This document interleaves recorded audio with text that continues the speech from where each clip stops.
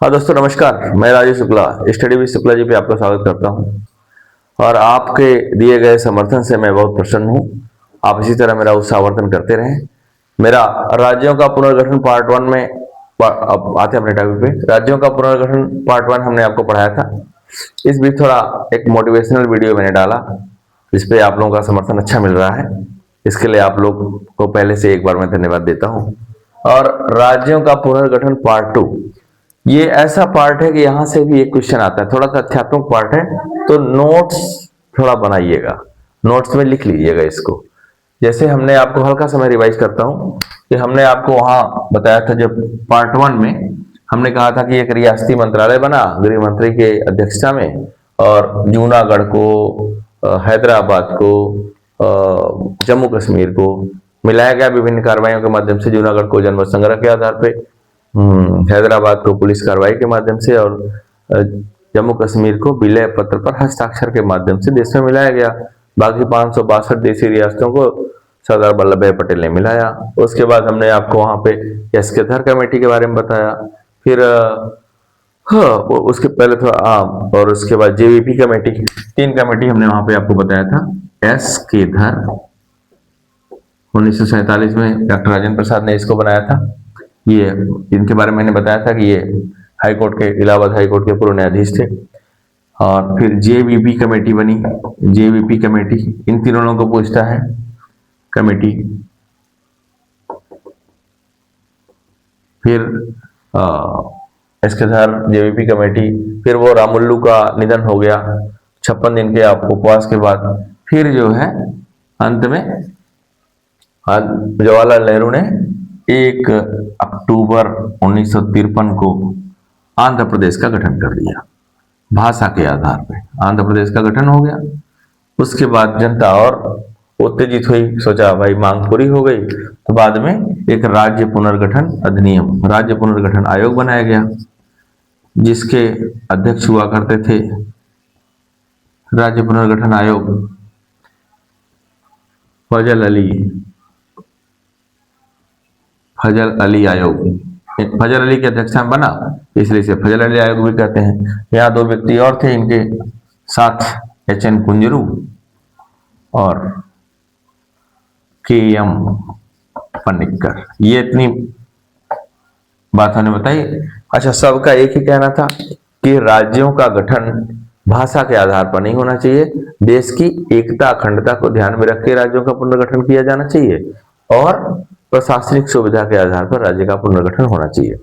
ये बातें तो सॉरी कहाँ गया ये, अच्छा, ये बातें तो पुरानी थी, जिसको आप लोग में मेरे ख्याल है कि पढ़ लिए होंगे और थोड़ा नोट्स बना लिए होंगे। अब थोड़ी तथ्यात्मक बातें हैं। ये इसके संस्कृति के आधार पर इसने तो कहा था कि राज्य पुनर्गठन आयोग ने 1956 में क्या कहा कि भाई 16 राज्य और 3 केंद्र शासित प्रदेश बनाए जाएं, जबकि सरकार ने क्या किया, 14 राज्य और 6 केंद्र शासित प्रदेश बनाए। हमने आपको बताया था कि राज्य पुनर्गठन अधिनियम 1956 के द्वारा ही आज भी यही व्यवस्था चल रही है। अब राज्यों का पुनर्गठन पार्ट टू। तो वर्तमान में आपके पास 28 राज्य, आपके देश में 28 राज्य और 8 केंद्र शासित प्रदेश है।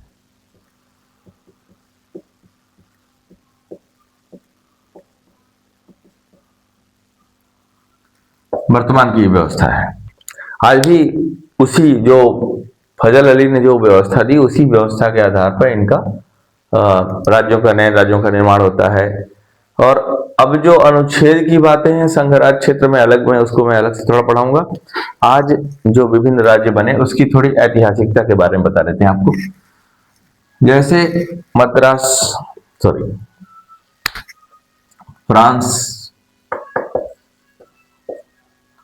फ्रांस का अधिकार था, फ्रांस की बस्तियां थीं। नवंबर 1954 में फ्रांस की सरकार ने, ये नवंबर 1954 में फ्रांस की सरकार ने, इसकी 4 बस्तियां भारत में थी, यानम, कराइकल। ये पूछता है कि फ्रांस की कौन कौन बस्तियां भारत में थी, जिसको नया राज्य बनाया गया। यमन, यनम, कराईकल, पांडिचेरी और चंद्रनगर। यनम, कराईकल, पांडिचेरी और चंद्रनगर।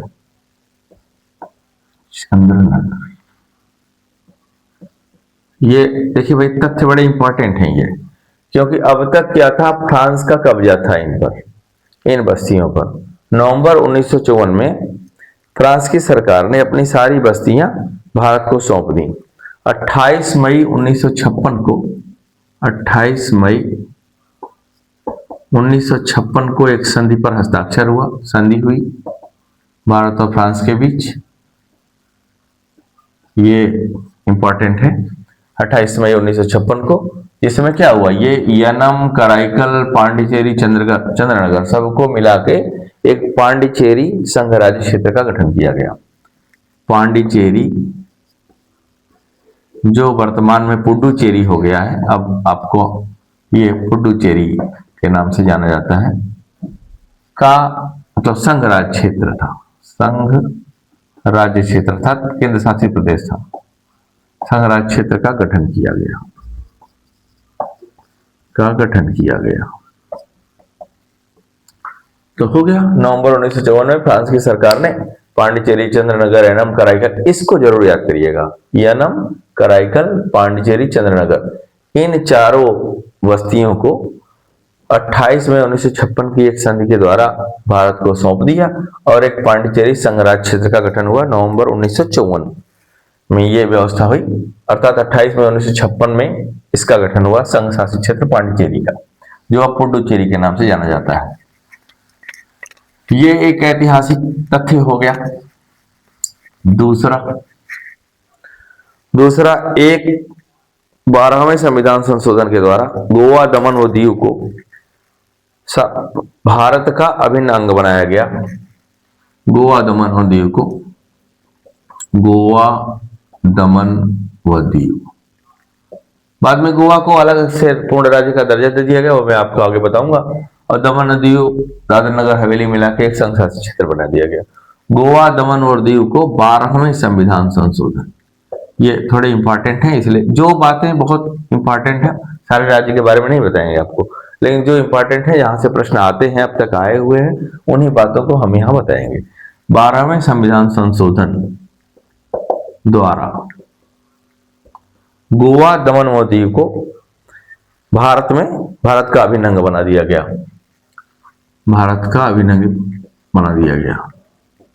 पुर्तगालियों का कब्जा था, उनको पुलिस की कार्रवाई की गई, भाग गए, भारत का अभिन्न अंग बना दिया गया।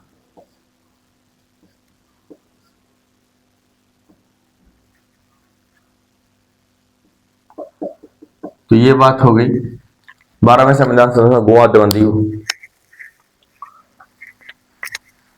पहला हो गया वो पुडुचेरी, दूसरा गोवा, दमन, दीव। 1 मई 1960 को, अब देखिए, भाषा के आधार पर आंध्र प्रदेश का पुनर्गठन कर दिया गया था, तो भाषा के आधार पर जगह जगह झगड़ा शुरू हो गया था। 1 मई 1960 को मराठी और गुजराती भाषियों के बीच आपस में द्वंद्व हो गया। मराठी और गुजराती, तो मराठी कौन लोग बोलते हैं, महाराष्ट्र के लोग, मराठी एवं गुजराती, ये दो भाषा बोलने वाले लोगों के बीच द्वंद्व हो गया, युद्ध हो गया, मतलब झगड़ा हो गया, जिसको देखते हुए मराठी भाषियों को महाराष्ट्र में और गुजराती भाषियों के लिए गुजरात बना दिया गया। अर्थात आपसे पूछेगा कि महाराष्ट्र और गुजरात का गठन कब हुआ, तो 1 मई 1960 को। क्यों, ये भी एक तरह से भाषा के आधार पर ही हुआ, हालांकि कहा नहीं जाता ऑथेंटिक रूप से ऐसे, लेकिन हुआ तो उसी आधार पे। तो भाषा एक आधार बनी, लेकिन कभी भी यह माना नहीं गया, सिवाय आंध्र प्रदेश को छोड़ के, कि भाषा के आधार पर यह राष्ट्र गठित हुए। ये बात ध्यान में रखिएगा, भाषा के आधार पर गठित होने वाला एकमात्र राज्य आंध्र प्रदेश को माना जाता है। ये सारे व्यावहारिक रूप से भाषा के आधार पर ही विभाजित हो रहे हैं, लेकिन जो है उनको वो भाषा के आधार पे संविधान में लिखा ही नहीं गया। केवल आंध्र प्रदेश को छोड़ के बाकी इनको लिखा नहीं गया। तो 1 मई 1960 को मराठी एवं गुजराती भाषियों के बीच संघर्ष होने के कारण महाराष्ट्र, मराठी भाषियों को महाराष्ट्र में, गुजराती भाषियों को गुजरात में, इनके लिए अलग राज्य की व्यवस्था की गई। तो महाराष्ट्र और गुजरात का गठन 1 मई 1960 को हुआ। नागा आंदोलन के कारण असम को विभाजित करके 1963 में नागा आंदोलन हो गया, ये नागालैंड बना दिया गया। 1963 में असम को विभाजित कर दिया गया।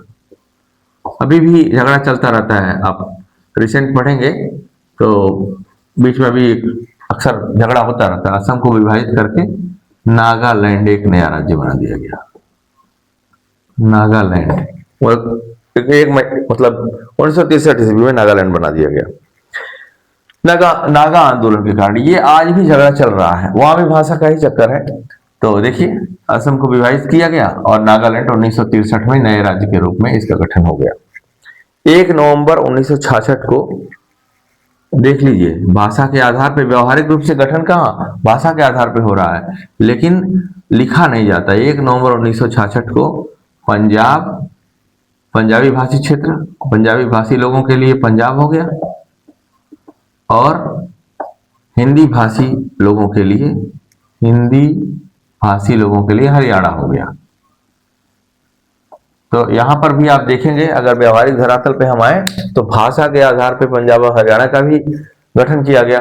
लेकिन वही बात जो मैंने आपको वहां बताई कि भाषा के आधार पे अगर प्रश्न पूछे तो आंध्र प्रदेश के अलावा किसी को लिया नहीं जाता, लेकिन व्यवहारिक धरातल पे आप उतरेंगे तो महाराष्ट्र और गुजरात का भी गठन भाषा के आधार पर हो गया, पंजाब और हरियाणा का भी गठन भाषा के आधार पर हो गया। अर्थात हिंदी भाषियों के लिए हरियाणा और पंजाबी भाषियों के लिए पंजाब का गठन किया गया। 66 में इसके बाद 25 जनवरी 1971 ईस्वी को हिमाचल प्रदेश को पूर्ण राज्य का दर्जा दिया गया। 25 जनवरी, ये 1 नवंबर 1966 को हुआ। 25 जनवरी मतदाता दिवस भी है। 25 जनवरी को हिमाचल प्रदेश को पूर्ण राज्य का दर्जा दिया गया। हिमाचल प्रदेश को पूर्ण राज्य बना दिया गया। पूछा जाता है, इस नाते हम आपको ये तथ्य नोट करवा रहे हैं। 21 जनवरी 1972 ईस्वी को मणिपुर, त्रिपुरा एवं मणिपुर, त्रिपुरा, मेघालय। 21 जनवरी 1972 को 21 जनवरी 1972 को मणिपुर, त्रिपुरा एवं मेघालय, ये इन राज्यों को पूर्ण राज्य का दर्जा दिया गया। 26 अप्रैल 1975, अच्छा अब सिक्किम की बात आती है, यहां से बार बार क्वेश्चन। 25 जनवरी को हिमाचल प्रदेश को पूर्ण राज्य का दर्जा दिया गया। 25 जनवरी 1971 ईस्वी को,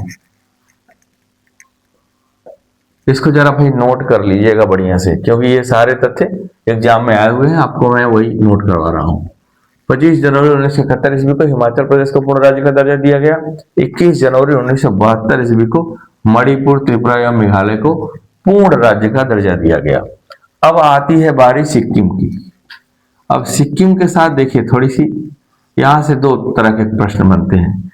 35वें संविधान संशोधन अधिनियम 1974, 35वें संविधान संशोधन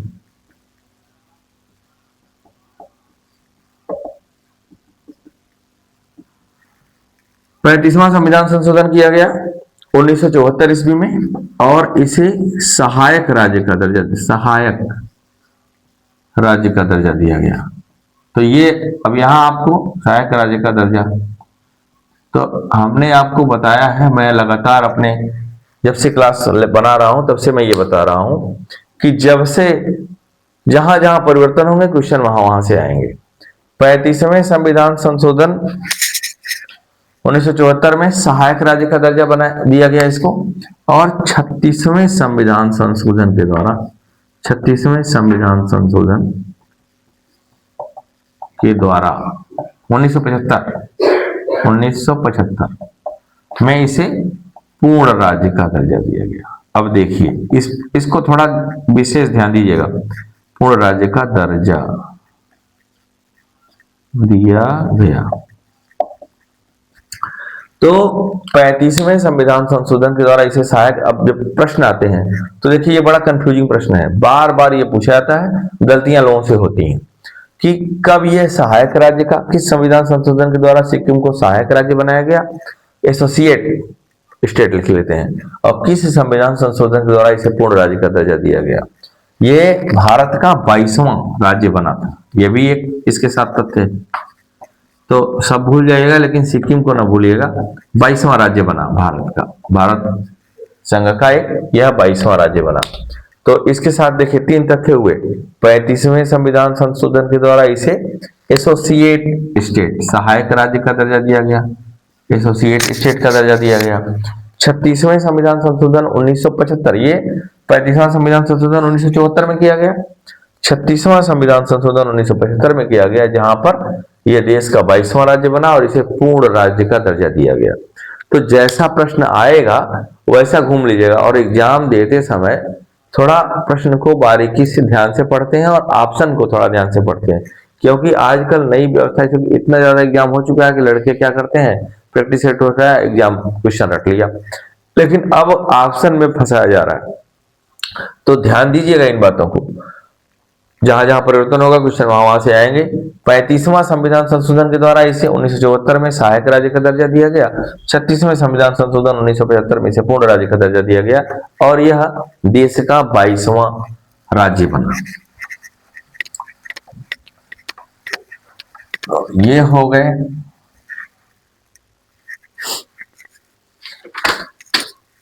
20 फरवरी 1987 ईस्वी को मिजोरम एवं अरुणाचल प्रदेश को पूर्ण राज्य का दर्जा। 20 फरवरी थोड़ा सा भाई तथ्यात्मक है इसलिए हल्का जो है इसको नोट कर, 20 फरवरी 1987 को मिजोरम एवं अरुणाचल प्रदेश, मिजोरम एवं अरुणाचल प्रदेश, अरुणाचल प्रदेश को पूर्ण राज्य बनाया गया, राज्य बनाया गया। फिर 30 मई 1987 ईस्वी को, 30 मई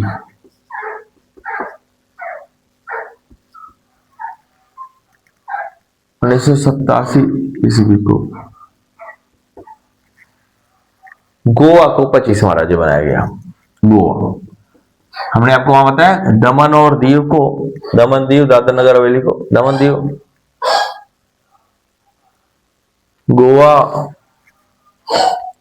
को 25वां राज्य मतलब पूर्ण राज्य का दर्जा, गोवा को पूर्ण राज्य का दर्जा मिल गया। अब देखिए यहां भी परिवर्तन हुआ है, दमन दीव को वहां छोड़ दिया गया, दमन दीव दादर नगर हवेली को केंद्र शासित प्रदेश बना दिया गया।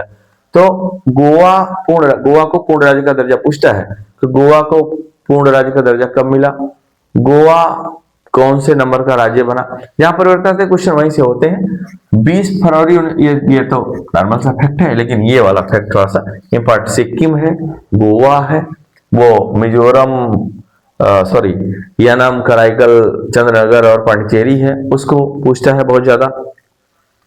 उसके बाद इधर आ जाते हैं हम लोग, छत्तीसगढ़, झारखंड, उत्तराखंड, छत्तीसगढ़, उत्तराखंड और झारखंड।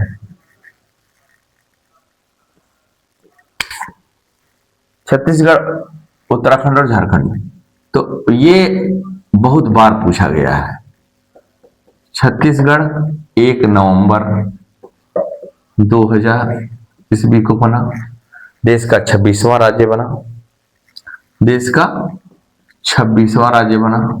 मध्य प्रदेश को तोड़ के बनाया गया, मध्य प्रदेश को बांट दिया गया, काफी बड़ा था, प्रशासनिक आधार पर बांट दिया गया। यहाँ पर इस बात का ख्याल रखा गया, प्रशासनिक सुविधा, जो बातें एस के थर ने कही थी, जेवीपी कमेटी ने तो घुमा फिरा के बातें बताई थी, फजल अली आयोग ने वो बातें कही थी।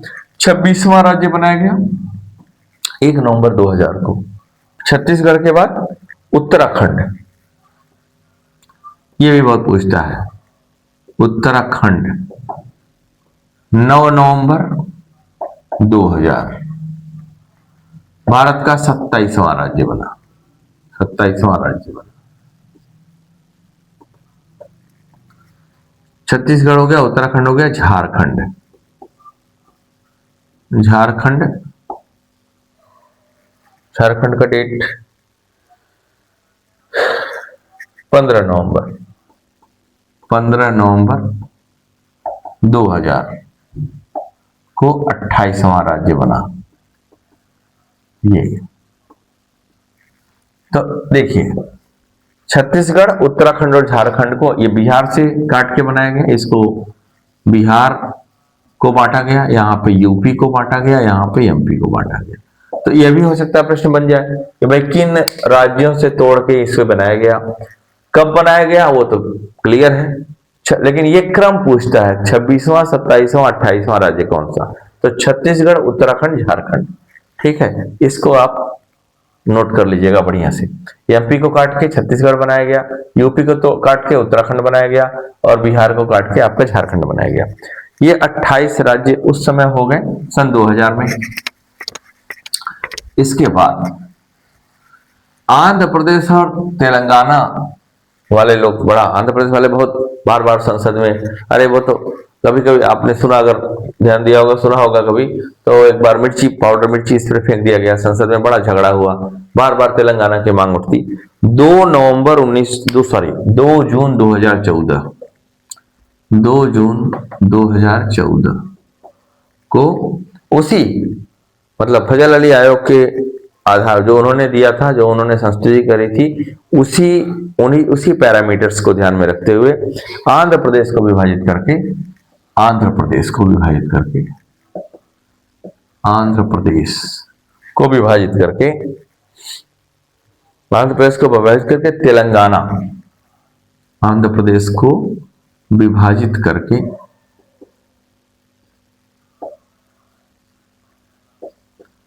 तेलंगाना भारत का 29वां राज्य बन गया। 29वां राज्य बन गया।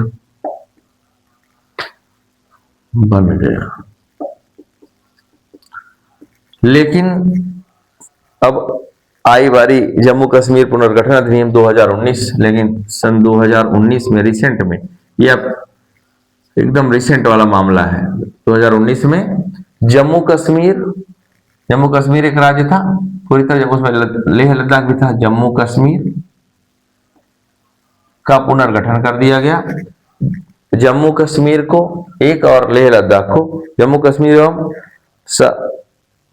उसको लद्दाख को, जम्मू कश्मीर एवं लद्दाख, ये दोनों केंद्र शासित प्रदेश बनाए गए, संघ शासित प्रदेश बना दिए गए, संघ शासित प्रदेश बनाए गए।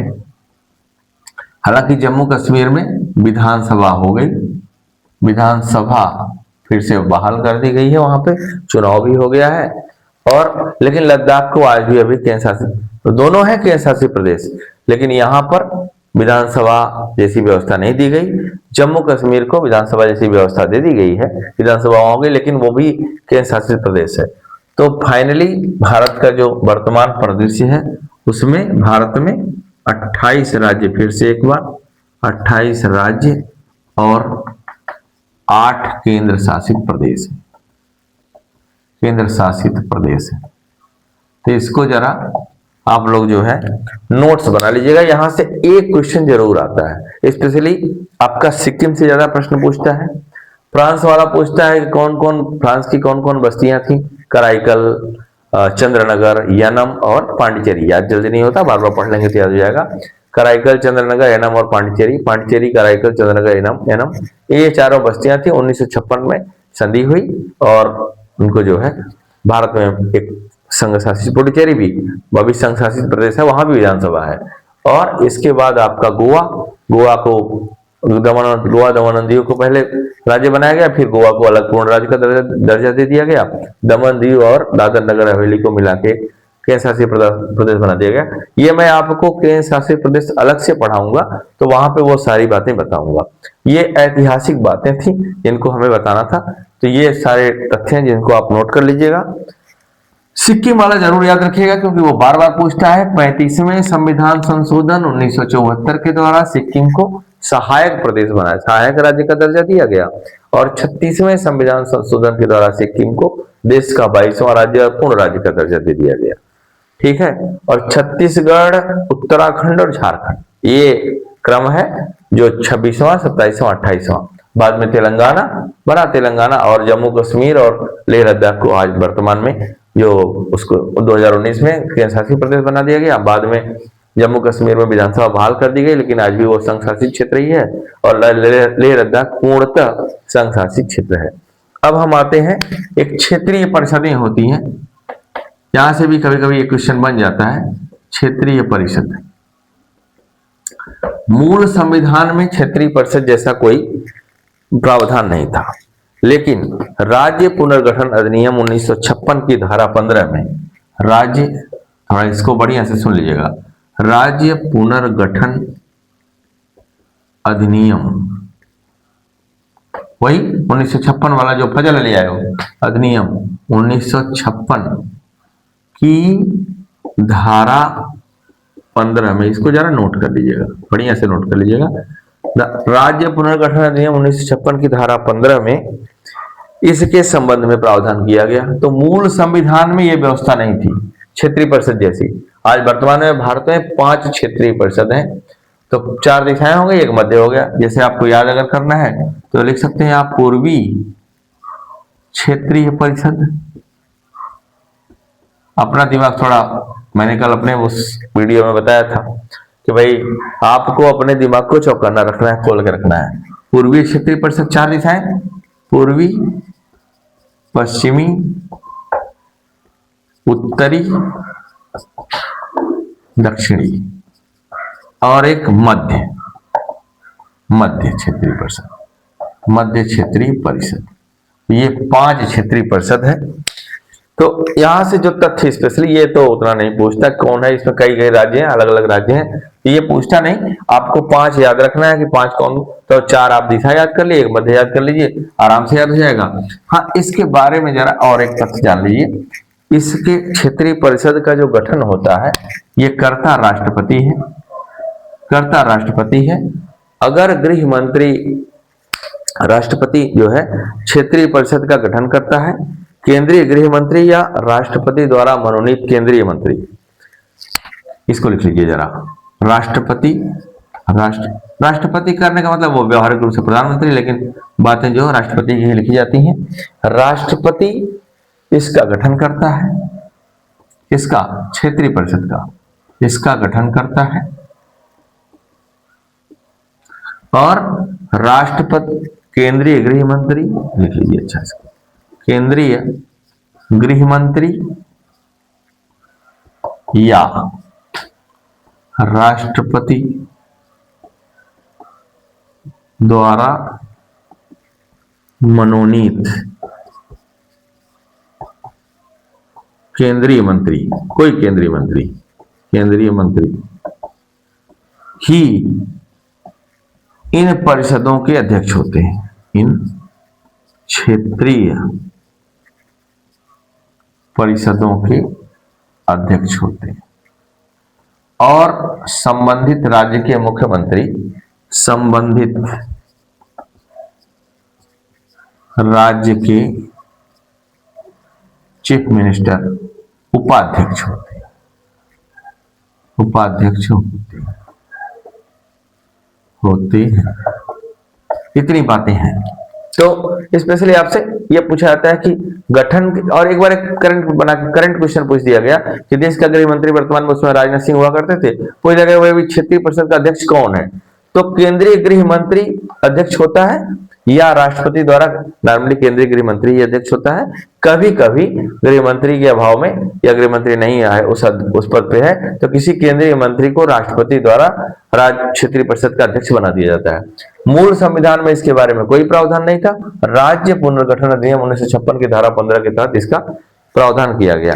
तो इतनी तथ्यात्मक बातें हैं जिनको आप जो है नोट्स बना लीजिएगा अपना, सिक्किम का विशेष ख्याल रखिएगा। तो आज के लिए इतना ही। फिर हम आपको एक नया राज्य पुनर्गठन पार्ट 3 पढ़ाएंगे, उसमें इससे संबंधित सारी बातें बता देंगे। फिर आपका नोट्स ऐसा हो जाएगा कि कहीं से कोई क्वेश्चन, इससे बाहर कोई क्वेश्चन आएगा ही नहीं। ये मैं आपको बार बार विश्वास दिलाता हूं कि ये मेरी गारंटी मान लीजिए। और लेकिन नोट्स बनाइएगा, अगर नोट्स बनाएंगे तो ही फायदा मिलेगा। केवल पढ़ के छोड़ देंगे, देख के छोड़ देंगे तो भाई फायदा नहीं मिलेगा। ये बात बड़ी कटु है लेकिन सच यही है। तो ध्यान रखिए। और तो आज के लिए इतना ही। अपने अपना बहुमूल्य समय आप लोग मुझे लगातार दे रहे हैं, अपना समर्थन बढ़ाते जा रहे हैं। इसके लिए आप सभी को फिर से हृदय की अतल गहराइयों से धन्यवाद ज्ञापित करता हूं। आप जरा अपने दोस्तों में भरपूर तरीके से मेरा ये क्लास शेयर करिए और मेरा भी उत्साहवर्धन करिए, अपना भी लाभ करिए, अपने ज्ञान बढ़ाएं। आप ईश्वर से मेरी प्रार्थना है, ईश्वर से प्रार्थना है कि आप सभी स्वस्थ रहें, मस्त रहें, मेरा उत्साहवर्धन करते रहें। बहुत बहुत धन्यवाद।